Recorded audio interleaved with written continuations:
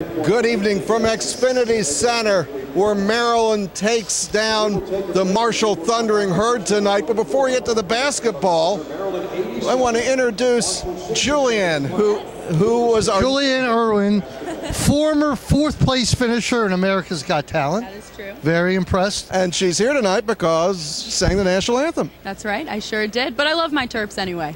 But you really sang the national anthem. That was absolutely...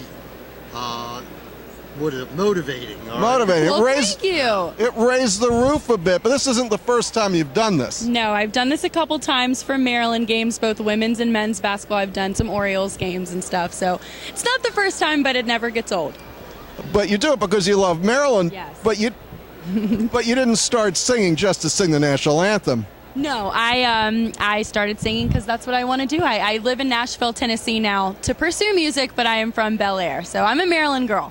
Well, and Bruce is a Baltimore guy. That's right. That's right. We have something in common, and you're happy about the Ravens beating the Steelers. Sure am. It's a big day. How long have you been rooting for Maryland basketball? Oh, many, many years. I can still name the players of the 2002 national championship. I guess your dad had some influence? Yes, he is a Maryland alum, so we've loved the Terps for my whole lifetime, and I guess his too. All right, Dad, you're in a band that's titled your name. Yes, Julienne Irwin. Right. Did you ever play around Baltimore or mainly Mostly down south? Nashville, but I come back here to visit often, and when I do come, I do try to have gigs and stuff like that. So yeah, occasionally. All right, that's great. Are you recorded or signed with an agent yet? I am not signed, but I do. Hear that? She's not signed yet. Available. All right. But I do write my own material, and I'm looking to put out an album soon. So That's great. So how do we find you on Twitter, or how do we get a hold of your music? So Facebook, Instagram, Twitter, even my website, it's my name, julienneirwin.com. So but through any of those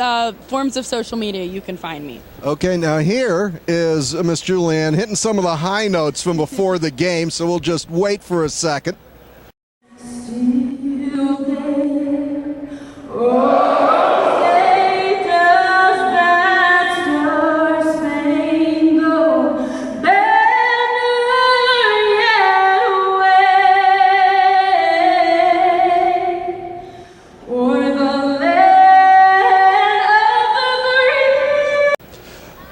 You rocked it, Julian, I have to tell you. Thank you It was so awesome. much. The Thank whole place you. stopped, and it was very impressive.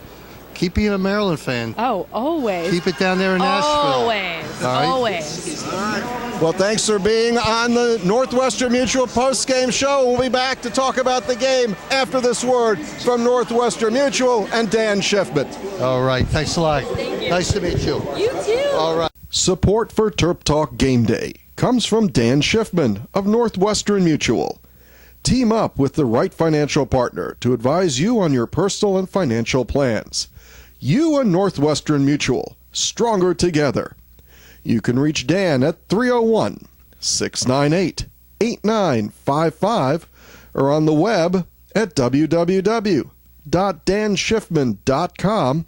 That's DANSCHIFFMAN, danschiffman.com, and 301-698-8955.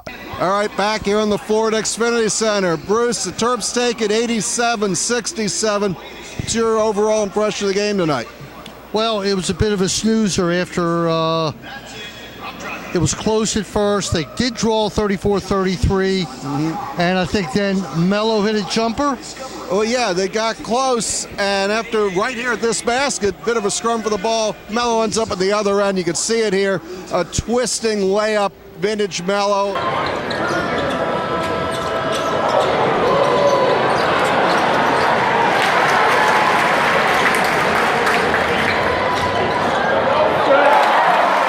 And then Maryland hits the last shot of the half.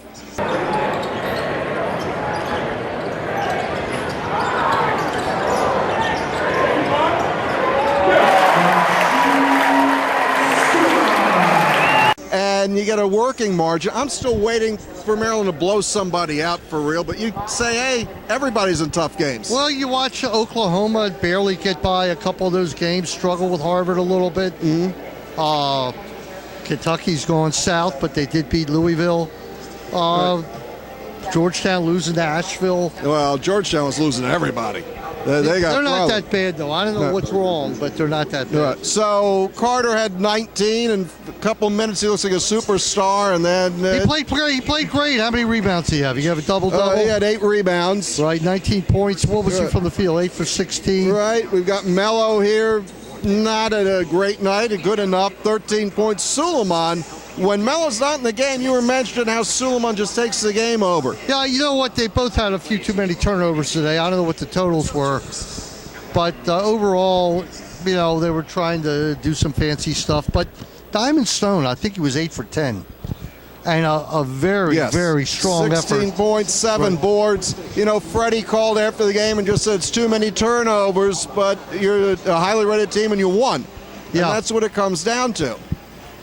It's hard to get up for the game. They haven't played of the week. They had finals, the whole thing. Well, Brantley looked okay with his 8 points. What do you have, 6 rebounds for Jalen Brantley? Little guy getting it done.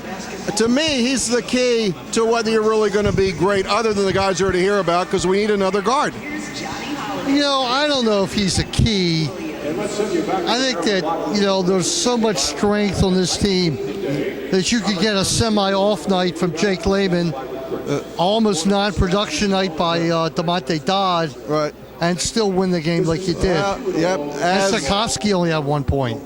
All right. Not the greatest game. Sooner or later, we'll really blow somebody out. Speaking of surprise wins, we go with the Ravens first. You're happy and upset all at the same time. Well, I'm happy, all right, but it just proves that on any given Sunday, anything can happen in the NFL. 10.5-point underdogs. Nobody gave a shot, but there they go. They win 20-17. Ryan Mallett, wow, what a pickup he was. And probably stuck himself in as a permanent second-string quarterback for next year. But because of that win, you're going to lose a shot probably at Joey Bosa, Laquan Treadwell. Who knows where they fall to. But you got to take the win over the Steelers, and hopefully we ruin their season. It looks like the Steelers are going to make the playoffs. And the Redskins. The Redskins. On my side of the ledger, oh my God, the Redskins are going to the playoffs. I got 3 words to say to you. You like that? I like that. All right. I like that. And you know what? Sooner or later, kids are going to be screaming, you like that. After every dunk here, it's going to become the next catchphrase. Let me tell you something, all right? Kirk Cousins was unbelievable last night, minus his bonehead play. Yeah, can you imagine how well the Redskins played and how much they dominated the Eagles with having the bonehead play of the year, and you still were up by 21. I don't think it was as bad as that fake punt or whatever it was. The Colts, yeah. The Colts had the first worst play. That was the second. That was pretty good, but I was shocked. The Steelers have been scoring 35 points a game, and somehow the Ravens figure out how to stop them. And they did, Yeah, your tweet of any given Sunday, absolutely true. Hey, Terp Talks tomorrow night, Monday night. Live tomorrow at 7 o'clock. You'll either be there live or on the air. We'll go over the year and review a little bit, talk about this game, preview the Penn State game on Wednesday at 5 o'clock. Nothing to say about that, but it's finally starting now. Yeah. The charge to the Big Ten is finally starting. Thanks to Meyer Consulting Engineer and, of course, the Northwestern Mutual. This has been the Northwestern Mutual postgame show. Maryland 87-67 over Marshall this Sunday. And Bruce, as always, say goodbye. Goodbye, everybody, and drive safely. Happy New Year. And it's going to be a great year to be a Terp. It is. Good night.